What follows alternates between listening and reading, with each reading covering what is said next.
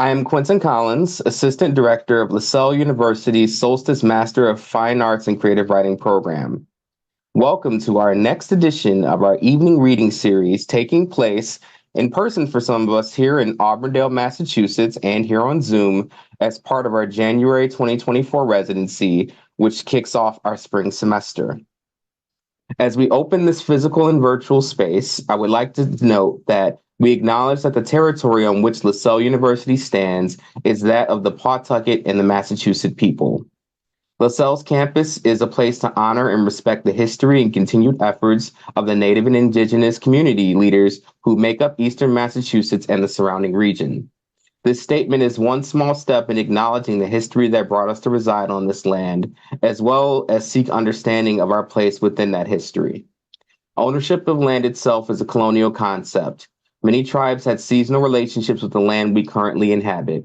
Today, Newton and Auburndale are still home to Indigenous peoples, including the Nipmuc Nations and the Massachusetts peoples. For more information, please visit the Massachusetts Center for Native American Awareness and the Commission on Indian Affairs of the state of Massachusetts. And now for tonight's reading, which features an impressive slate of special guests and faculty members. Readers will receive a pre-recorded introduction by a Solstice community member before they start. And here is the order for tonight's proceedings. We will start with Holly Day, then we will follow with Ella DeCastro Baron, Nicole Terez Dutton, Jonathan Hill, James Hoch, Randall Horton, Jessica Kim, Beth Little, Robert Lopez, Carter Meland, and finally end with Kathleen Aguero. And so thank you for joining us, and we will now get started with the introductions. Hello, my name is Quentin Collins, and I am the Assistant Director of the Solstice MFA and Creative Writing program, here to introduce Holly Day. Holly Day has worked as a freelance writer for over 30 years with over 7,000 published articles, poems, and short stories, and 40 books and chapbooks. Her books include the nonfiction works Music Theory for Dummies, Music Composition for Dummies, Walking Twin Cities, Stillwater, Minnesota, A Brief History, Northeast Minneapolis, A History, Tattoo FAQ, and History Lover's Guide to Minneapolis, as well as the poetry books A Book of Beasts, The Tooth is the Largest Organ in the Human Body, Bound in Ice, and Cross-Referencing a Book of Summer. Her writing has been nominated for a National Magazine Award, a 49th Parallel Prize, and an Isaac Asimov Award, several dozen Pushcart Awards, and a Riesling Award. And she has received 2 Midwest Writers Grants, a Plain Songs Award, the Sam Reagan Prize for Poetry, and the Dwarf Star Award from the Science Fiction Poetry Association. She currently teaches writing workshops at the Loft Literary Center in Minnesota, Writer House in Virginia, and the Richard Hugo House in Washington. Please welcome Holly Day. Okay, so this first poem is called Ham, and it is not about the lunch meat, it's about the first chimp sent into space. Trained to push a button every time a light flashed at him, Ham the chimp performed perfectly during his first flight into space. He had 2 windows, one in the face of a spacesuit, a 4-walled box that he was strapped into for safety, while the second was a small round window that looked directly out into space. If those 2 windows were perfectly aligned, Ham would have been able to see the curve of the Earth tumbling past, perhaps the moon, so much bigger than he'd ever seen before. Millions of stars and the tiny dots of planets stretched out against the infinite black cloak of space. I wonder what the little chimp would have thought of all of this if he realized where he was.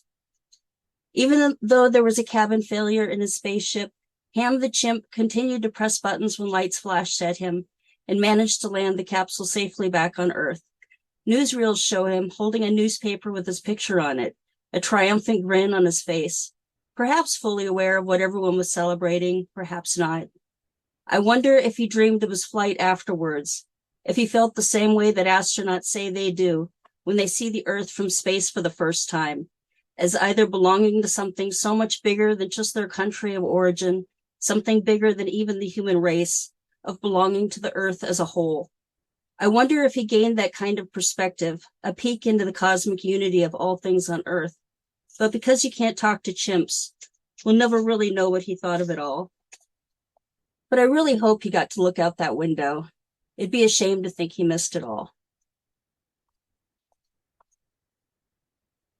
This is called The Things Left Behind.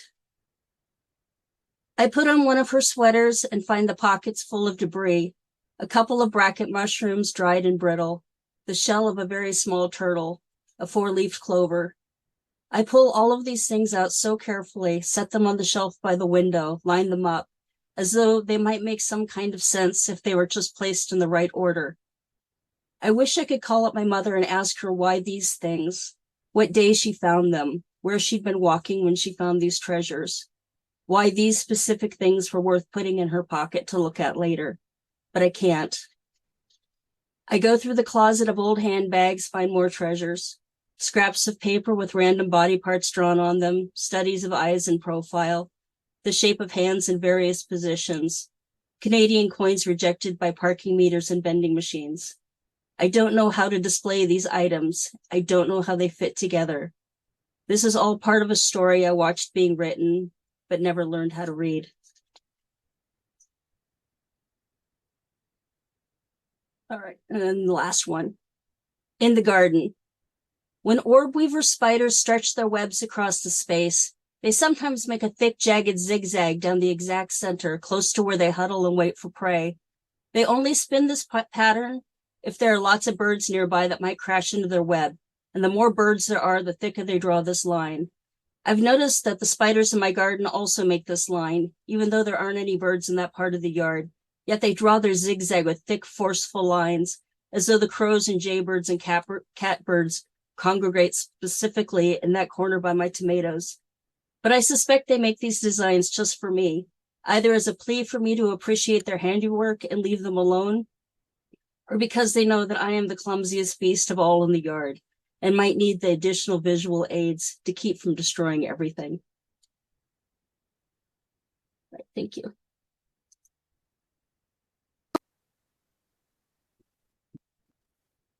Hello, I'm Ellen Austin Lee, a 2022 grad of the Solstice MFA in Creative Writing program at LaSalle University.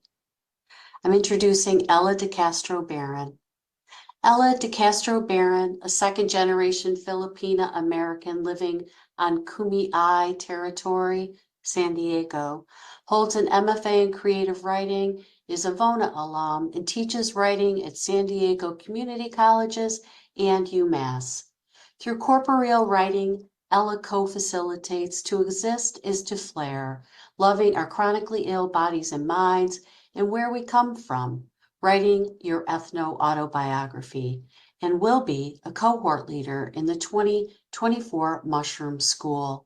Ella's first creative nonfiction book is Itchy Brown Girl Seeks Employment, and her writing appears in Non-White and Woman, Heroics, Anomaly, The Rumpus, and more.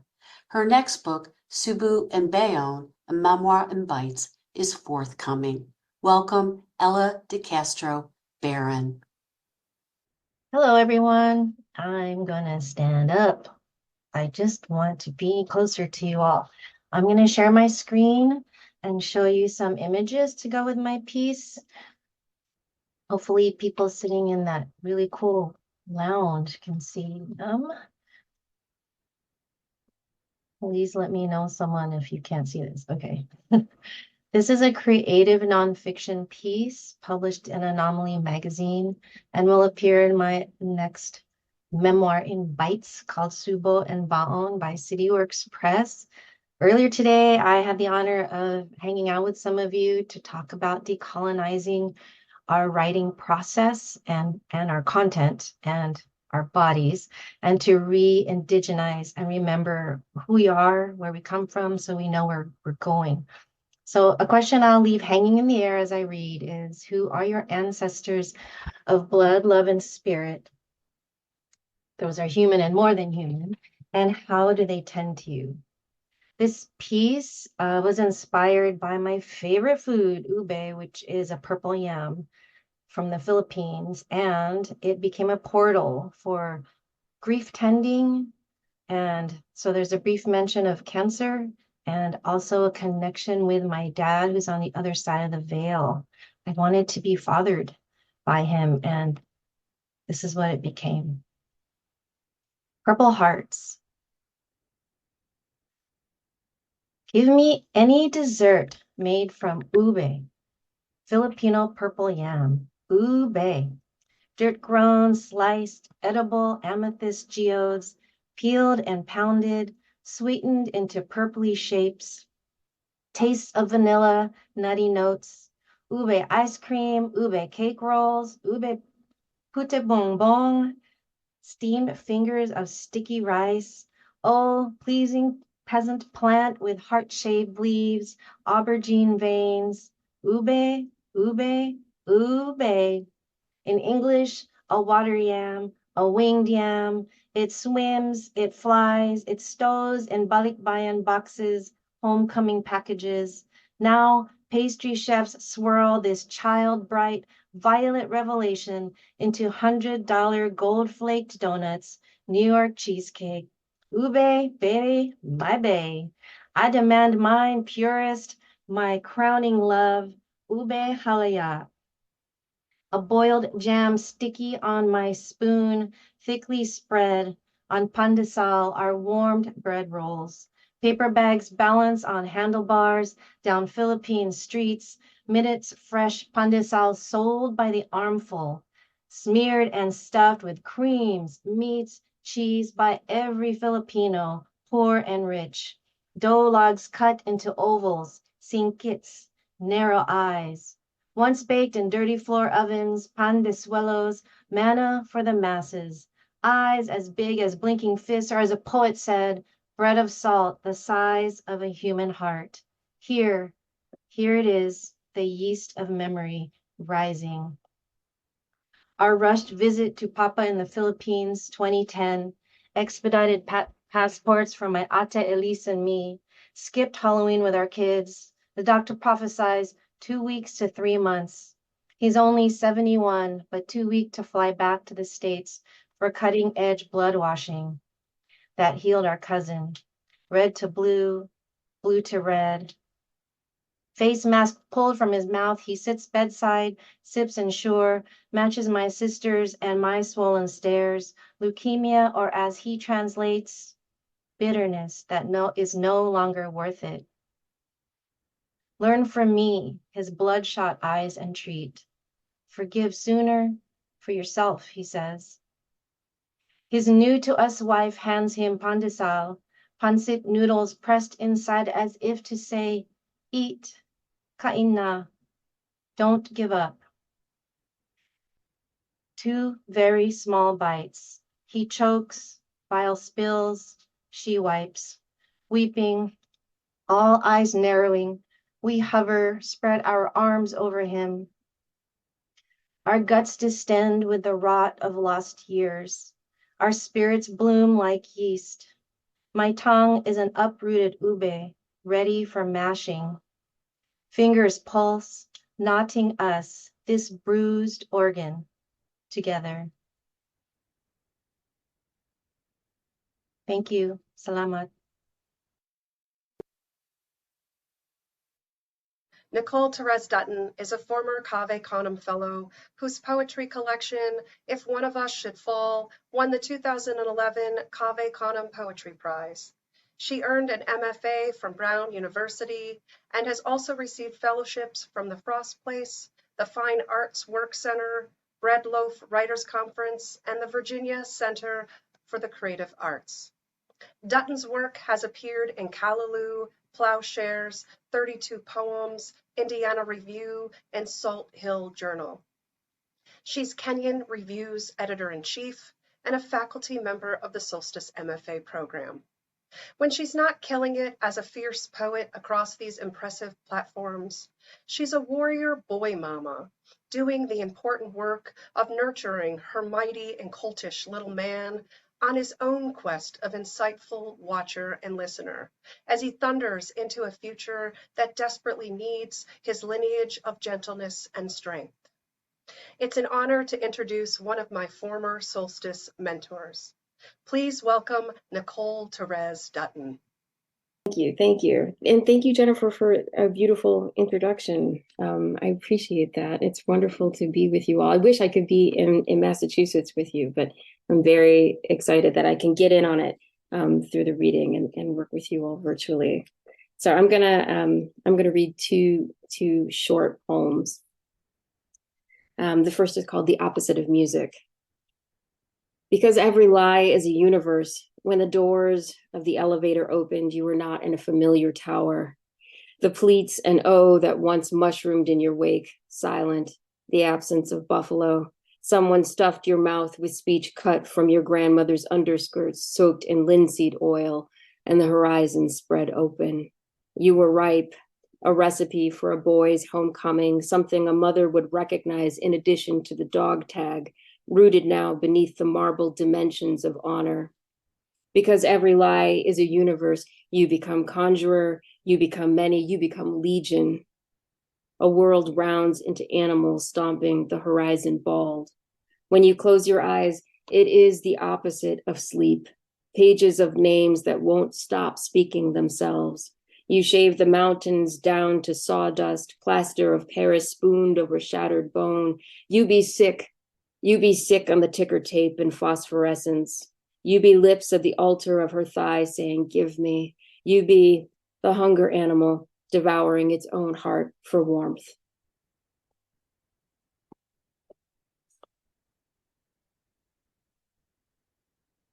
This poem is called Fever. The clouds move like stampede animals across the room to where she is, pigtails and not learning good French. This is fever, a quit welt rising. Here the light is yellow and chalk dust, a dumb vowel held like a pill beneath the tongue. Everybody loves yellow. We, corn silk, lemon heads, we. You can speak though, correct? The teacher's skin, translucent at the collar, webbed with veins at the base of the neck. Pigtails thinks of converging interstates, spanning her mother's glove box atlas. The roots of azaleas dug up and carried in the hot jaws of dogs. Pigtails understands yellow as tinnitus through the fissures of her skull, getting hotter. The children are watching. Pigtails chews the inside of her lip bloody, forgets to say we. What is the word for house? The house was lost, and perhaps the Japanese maple in the front yard is still weeping.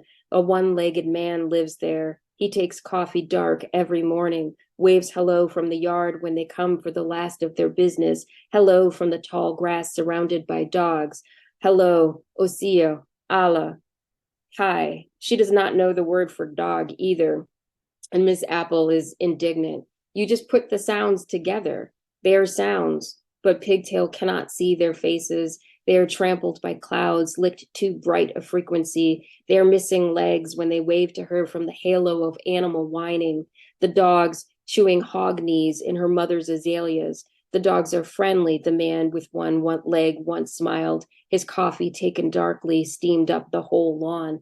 Her hand reached toward the muzzle, but no, this is not home. This is not the word for head or embassy or steamboat. The children titter from the periphery of where she stops looking, a feast of pale corduroy birds. This is fever. Pigtails says no to medicine because no is an appropriate fist in every language.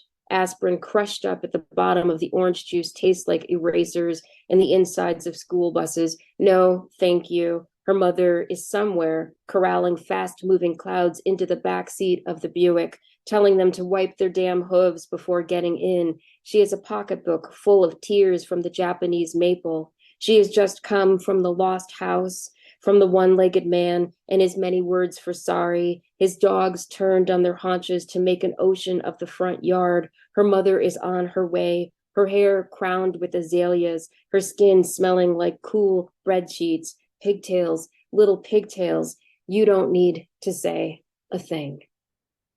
Thank you.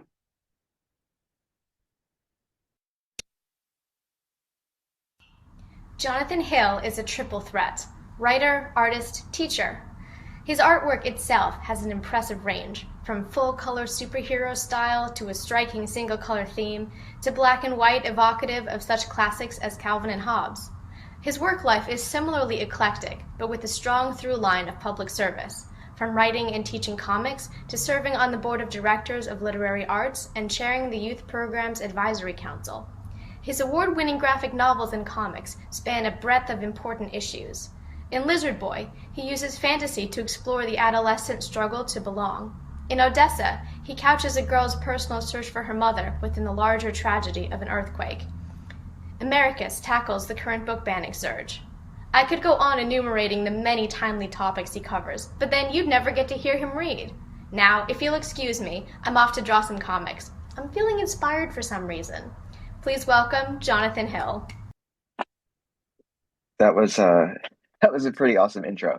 All right, I have some comics, so I'm going to share my screen. 1 second. Thank you for your patience. All right, so I just have one short comic to read. I will start with a content warning that this is about my brother's suicide. So I just wanted to give you a heads up. So yeah, Jeremiah by Jonathan Hill.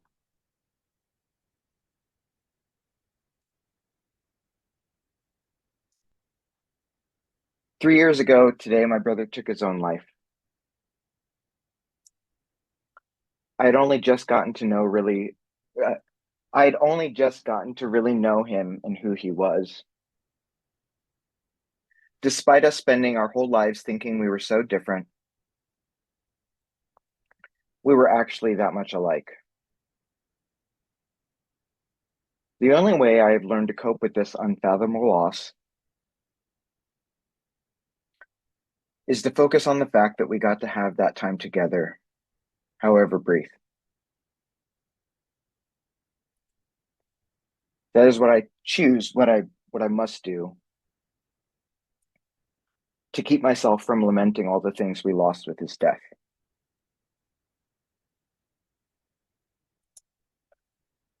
I also find myself not asking why he did it, but wishing in that darkest moment,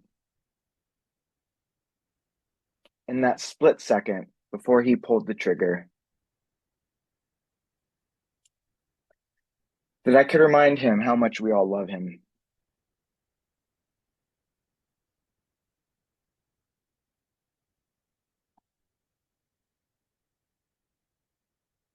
And maybe he'd still be with us.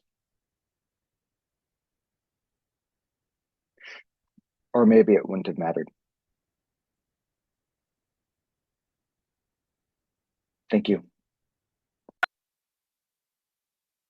James Hoch saw not one but 2 poetry collections published in 2022, Radio Static and Last Pawn Shop in New Jersey, which was a finalist for the Patterson Prize. His previous books include Miscreants and A Parade of Hands.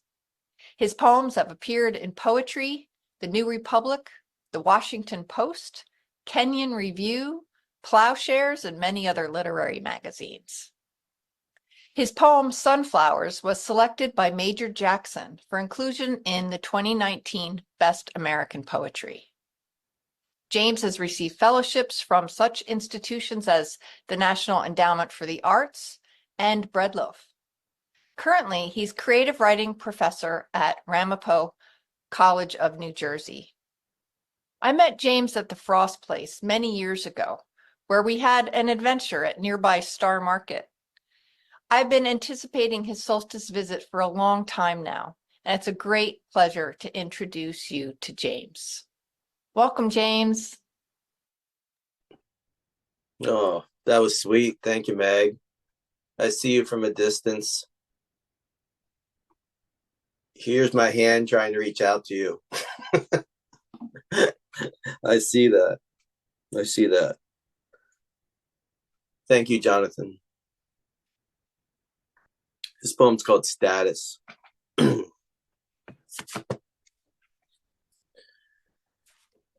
I'm thrilled to announce nothing extraordinary happened today. I woke, ate breakfast, taught a few classes. The sun did its thing, then didn't. I drove home and then didn't. At a light, a bus nearly stalled. A man with a book in his lap, nodding off, then catching, then nodding again. April. Buckets of tulips outside a bodega. Roller skaters chasing frisbee. Keats, if you think about it, has traveled years in the body of his own ink. I did not think of such things, but heard on the radio this scientist created a Frankensteinian algorithm which allows us to see a black hole. A good day. Me, I met a friend for wine and talked about kids taking trains. There was no halo of crushed light. I almost said something about wind, how it keeps things from falling. Not an extraordinary insight. Nope. I don't get much beyond insight. I laid on the couch and didn't hear the voice of someone I love.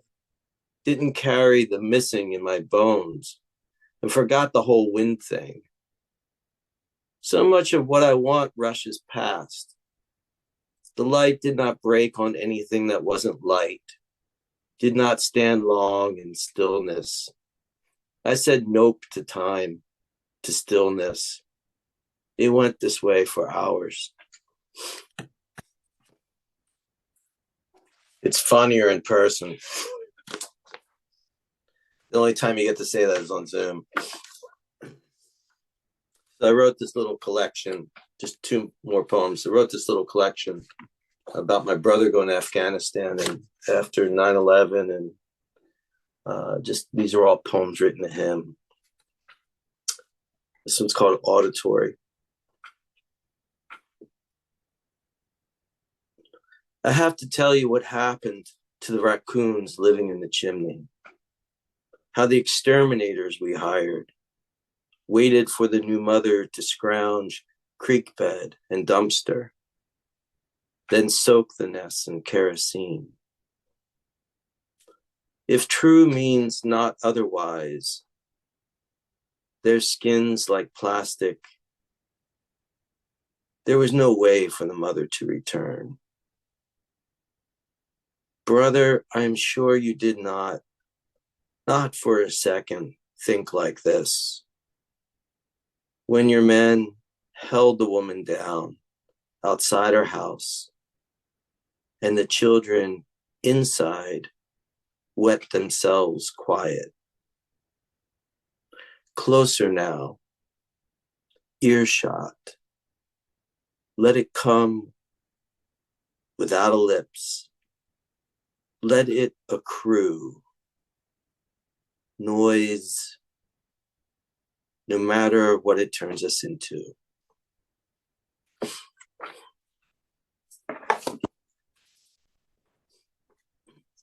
I had a lovely time with the craft class this afternoon, so I wanted to give them all a shout out for doing due diligence and being great members of the craft class, great readers.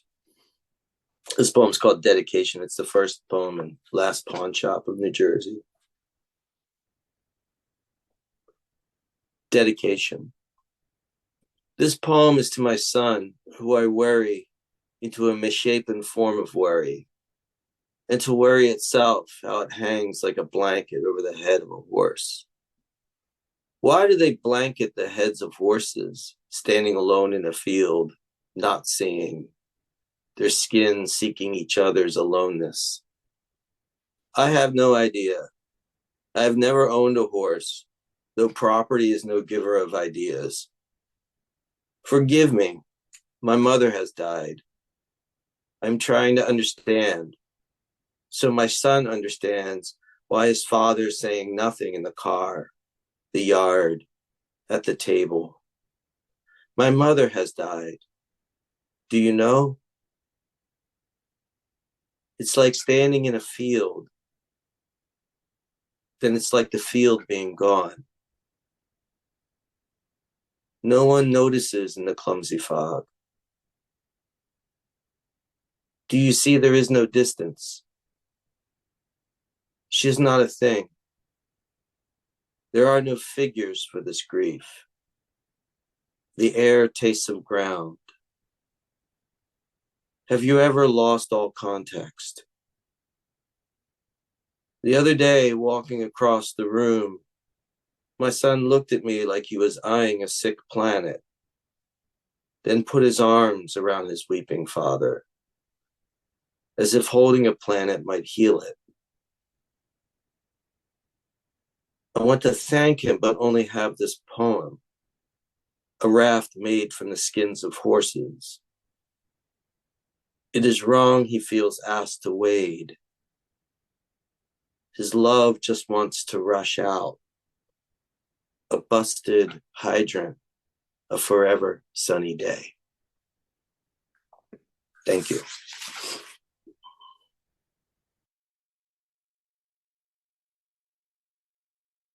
Good evening. I'm Autumn Stevens, and I'm a 2013 graduate of the Solstice MFA program in creative nonfiction. It's my pleasure to introduce my mentor, Randall Horton, a professor of English at the University of New Haven, a prison reformer, a poet, and a prose artist. Randall is one of those people who comes across as enviably laid back, yet somehow is also enviably productive. His deeply personal and eye-opening publications, with their laser beam focus on racism and social justice, include 4 volumes of poetry and the memoirs Hoch and Dead Weight. Randall is a recipient of the Gwendolyn Brooks Poetry Award, the B. Gonzalez Poetry Award, an NEA Fellowship in Literature, and, as part of the experimental performance group Heroes Are Gang Leaders, the American Book Award in Oral Literature. Randall has lived large, written larger, and thinks way, way outside the box. I know you'll be moved by what he has to say. Thank you, Autumn. I really appreciate that. How are you? I appreciate that introduction. I hope everybody's doing well. I'm going to read 2 pieces, 2 short pieces. The first one I'm going to read is called The Invisible Ones, and I'll just add hold on a second. And it's basically it's coming from this book. I'm going to show you this a book I didn't have the time to get a JPEG for it, just so you can see what I'm doing here. I don't know if you can kind of catch this, but this is called Killing the Negative. It's a really interesting book, right? It's heavy as I don't know what, but it has a bunch of art stuff. And so the piece that I'm responding to is right here, right? And I title it In the Invisible Ones, as Autumn said. I actually do a lot of work, social justice issues. We do a lot of programming within the carceral state. So I'm always interested in the voices of the most silent, right? And what does that necessarily mean? And so that's always grabs my attention. And so I'm gonna get right to it. And then I'm gonna read another shorter piece, and I'll kind of give you some context for that. The Invisible Ones. And so, the other thing is important to know, these were actually, it's called Killing the Negative for a reason. Back during the Depression, I think it was the Farm Commission, or whatever it was, during the Great Depression, commissioned these photos, just trying to get a sense of what the Great Depression meant to America, right? And what killing the negative means is it's like sometimes, things don't make the cutting block, right? And they get cut. So there was a lot of photos that didn't make this whole narrative of what they're trying to give us of what, the America is supposed to be or represents, right? And so the editors wanted to what does that silence mean, right? What does it mean to sort of unredact the didact, those that have been that redacted, excuse me. Here we go. The Invisible Ones. Spade shovels do not sing in dawn's afterglow, nor do faded pinstripes pluck a refrain on a half-crescent body crumbling. Convict labor got its own music. It is in the knothole eyes through which hope feigns into a matchstick that flicks a flame lodged in the heart of the most invisible ones collapse into a moment. It is the voiceless cadence swallowing men whole while they scoop, sling dirt, metal meeting mineral across the shoulder blade that splats onto a truck bed. Slow and methodical as a drip, sweat eases down jawlines whose toil and unbreakable will oils the mechanization of prison, right? I'm going to read if I can find it. Hold on a second.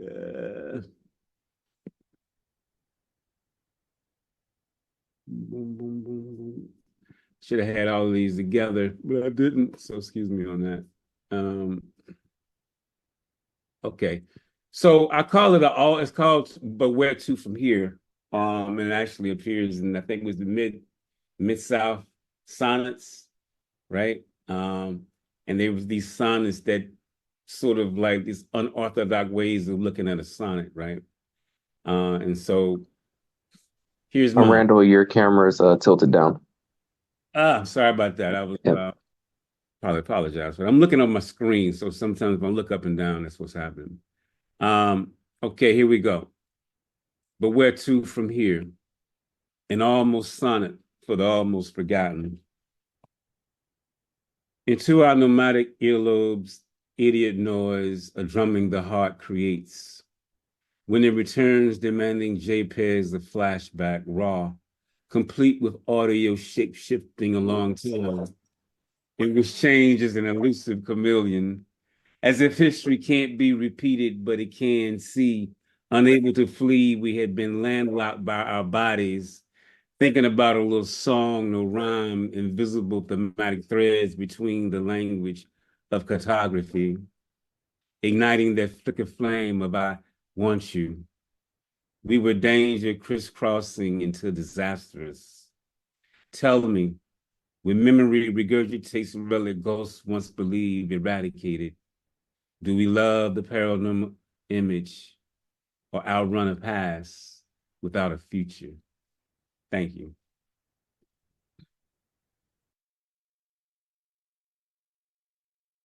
What a pleasure it is to introduce Solstice guest Jessica Kim, who writes about Asian American girls finding their way in this world. Jessica is author of the critically acclaimed middle grade novels Stand Up, Yumi Chung, and Make a Move, Sunny Park. A couple of other random facts about Jessica. She loves musical theater, but claims she has no rhythm herself, and she's not so great at spelling. I'm with you on that one, Jessica. Before she was an author, Jessica studied education at UC Berkeley and spent 10 years teaching 3rd, 4th, and 5th grade at Los Angeles Public Schools. So you know she's truly dedicated to her readers. Like her character, Yumi, Jessica lives with her family in Southern California, where she can't get enough hot Cheetos, stand-up comedy, and Korean barbecue. We're super excited about the class she's teaching for us tomorrow and her reading this evening. It gives me great pleasure to introduce you to Jessica Kim.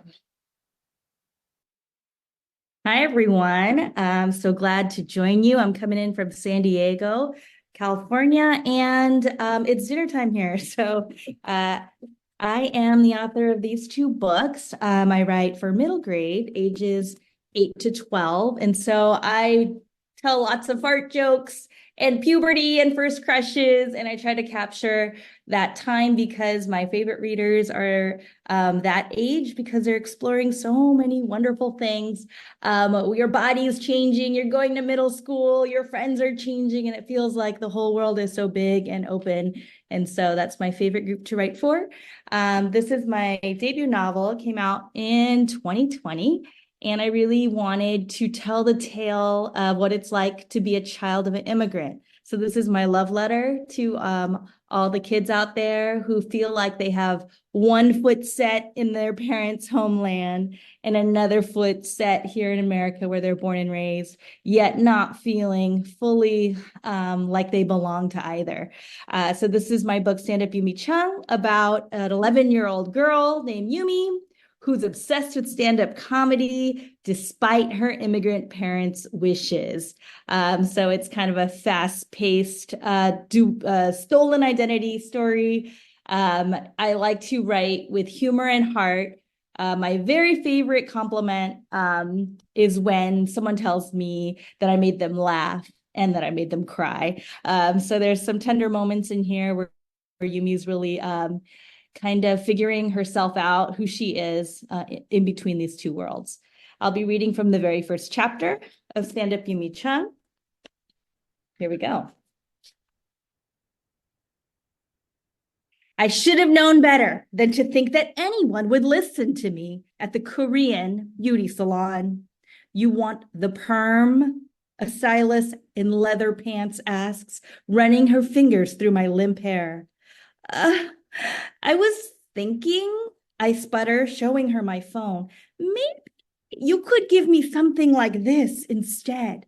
After scrolling through Pinterest for hairstyle makeover all week, I've settled on this sleek pixie cut.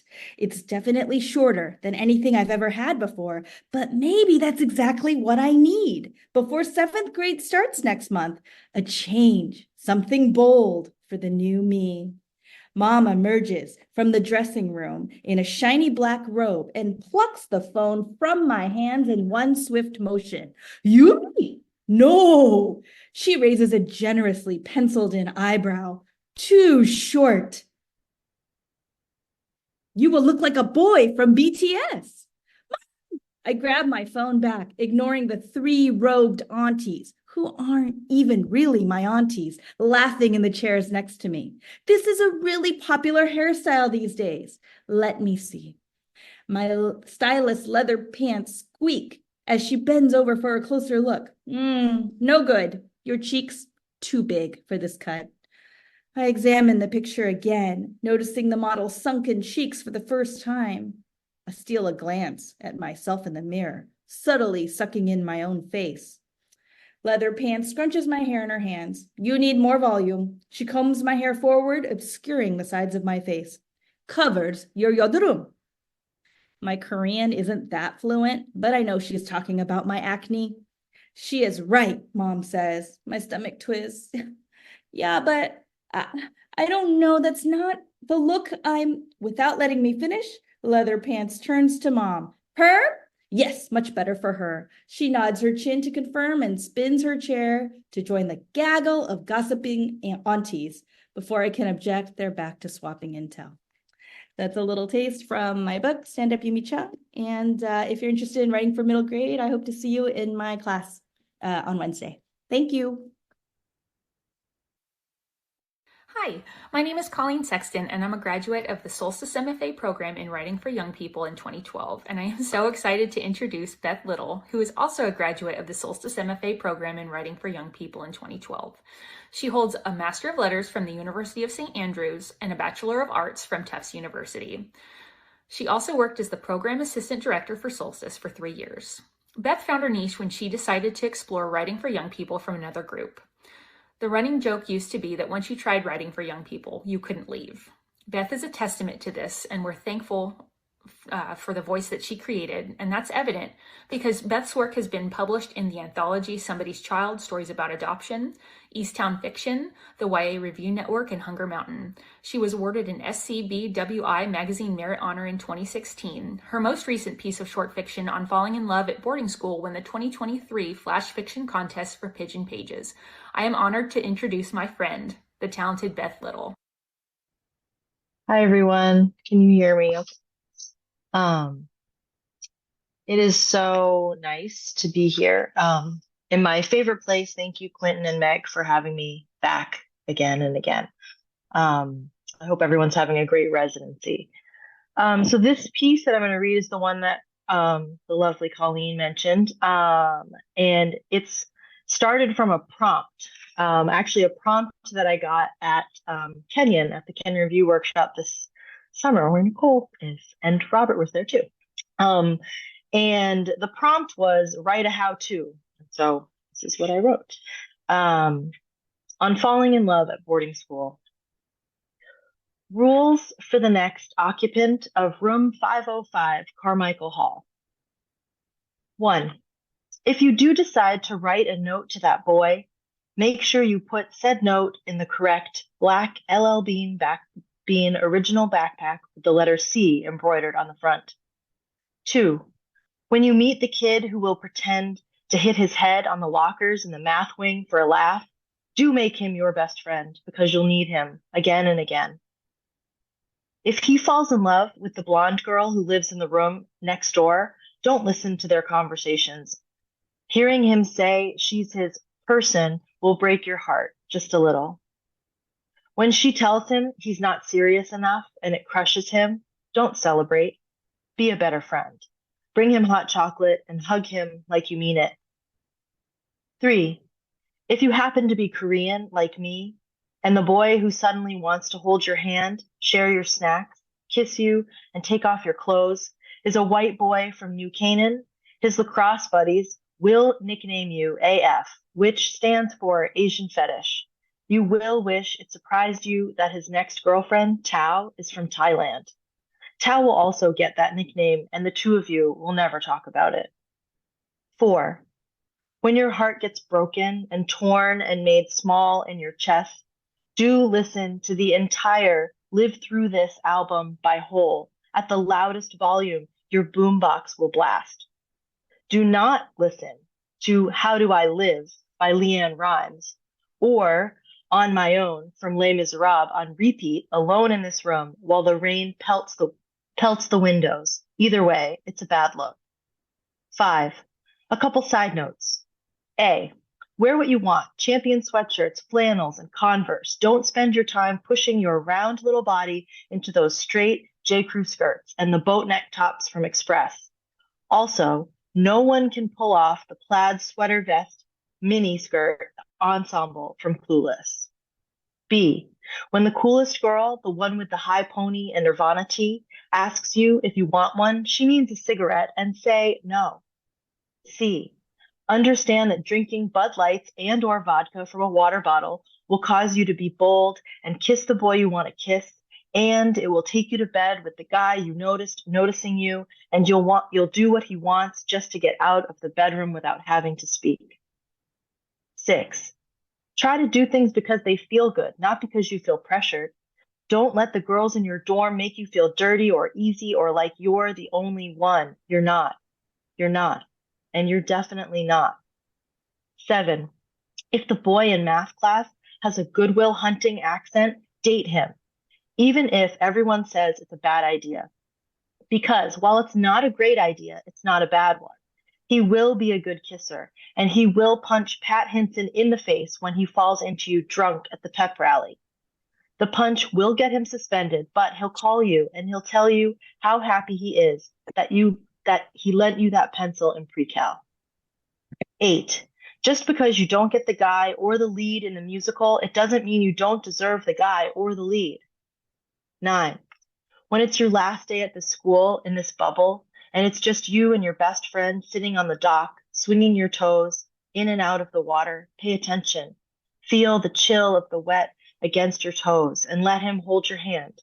Do put your head on his shoulder and breathe deeply.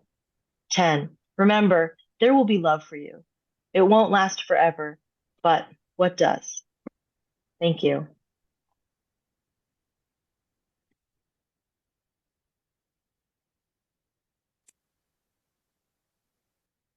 Some of the best Robert Lopez stories are ones he didn't publish.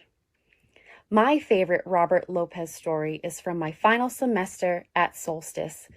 It was his response to my second to last packet of short stories in which I finally found my literary voice and which helped land those same stories in literary magazines after graduation.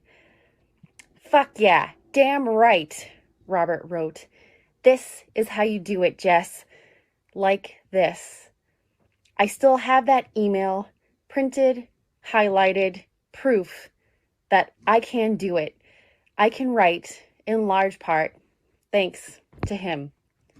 Robert is the author of 3 novels, 2 short story collections, and a novel and stories.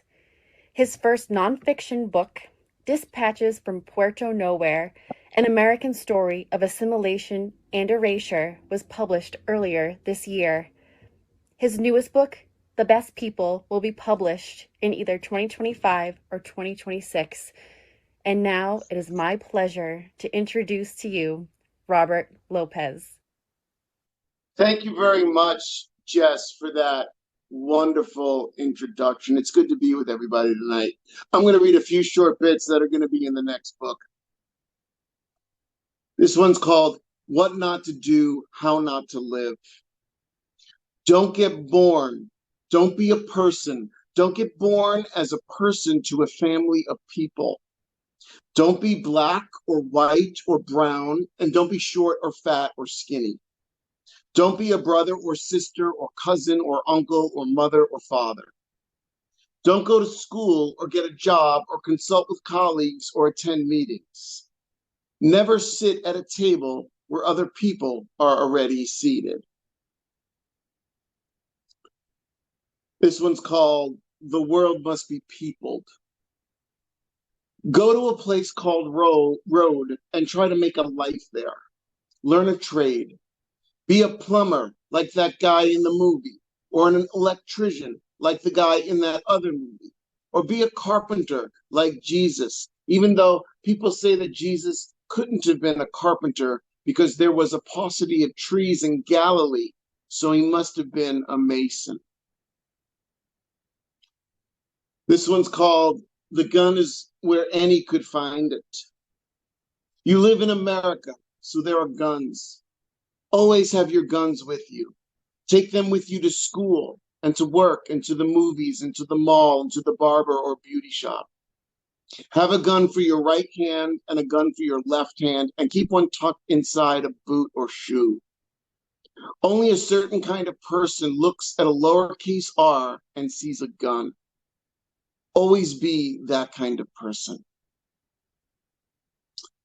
Okay, and this last one is called The Best People. If you make the mistake of conversation, do not ask or answer personal questions. Speak only of the weather and how awful it is.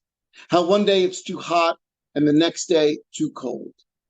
Talk about the time you watched a tornado blow past your living room window. How the day went yellow and quiet right before it happened. How the rain came down sideways and the trees were bent into unnatural shapes. How you walked the streets after it was over to survey the damage. How everyone was outside doing likewise. How so many trees were uprooted.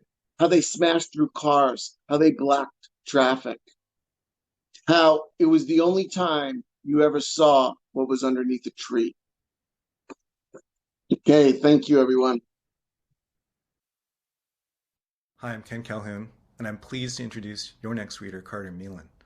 Carter is the author of numerous stories, essays, poems, articles, scholarly texts, and the novel Stories of a Lost Child, which in 2018 was a finalist for the Minnesota Book Awards. In his bio, Carter succinctly describes his approach to writing by stating, by reflecting on and engaging with the values and spirits embedded in Anishinaabe teachings, my fiction and creative nonfiction explores what it means to be an Anishinaabe descendant. His work was first placed in my hands by Meg and Q when I revealed to them my own lifelong fascination with an entity that most of us know as Bigfoot. In his essay, Thinking with Bigfoot about a Jack Pine Savage, Carter astutely and poetically draws comparisons between the elusive cryptid and the shadowy figure of his father's father. It's a dazzling mosaic of fact, native belief, personal narrative, and some vividly imagined encounters with the unknown. Needless to say, I'm a Carter Meland fan, and I look forward to exploring more of his work, starting with the reading you're about to hear. Thanks.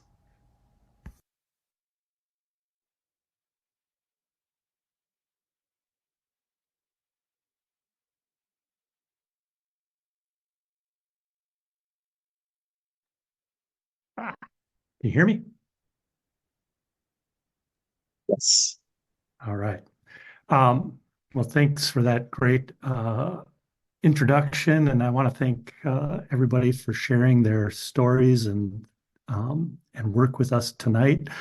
And I'm not going to share any Bigfoot material. I decided at the last minute to share an excerpt from my novel in progress, which is about an Ojibwe noise rock band who want to change the world and do, but not in the way that they expect. At the end of the gig that leads into this story, towards the end of it, the people turn into birch trees. The audience turns into birch trees.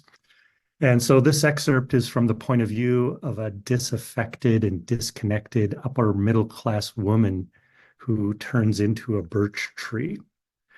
So it's in her voice. This tree life is different. I can feel it as my toes stretch into roots and my roots stretch through the ground, reaching out, connecting with other lives there, the ones I'd never considered, the unsought lives of my unknown peers, beetles, grubs, bacteria, my relatives, I realize, churning dead leaves into soil, their ageless vocation of transformation, turning what has fallen into a home, their warm earth lifting me up. Fungi forms on my roots, moisture and nutrients from the ground, slow streaming from them feed me. I make the light in my body into carbon, feeding them.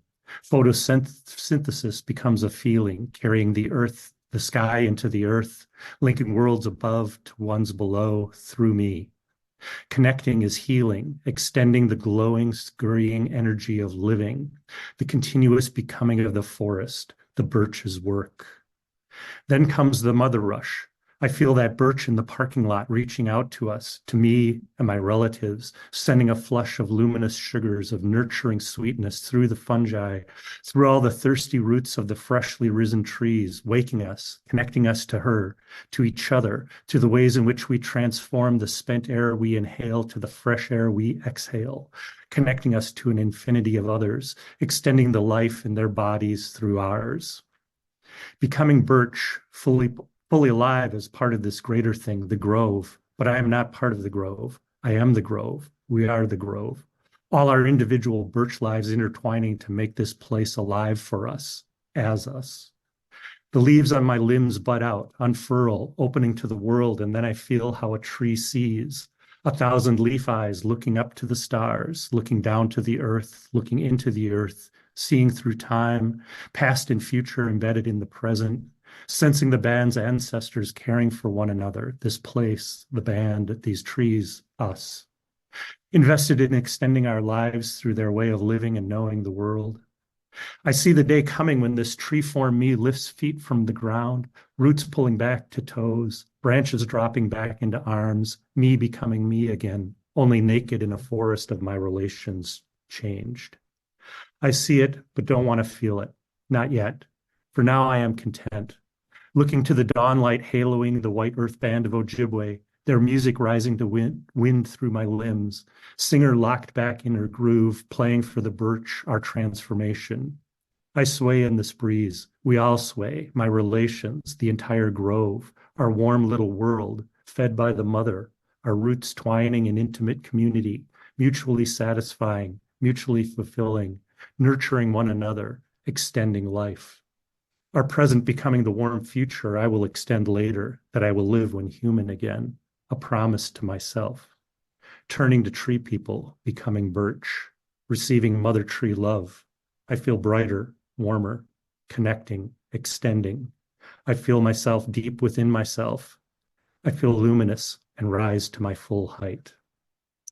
Miigwech, thank you.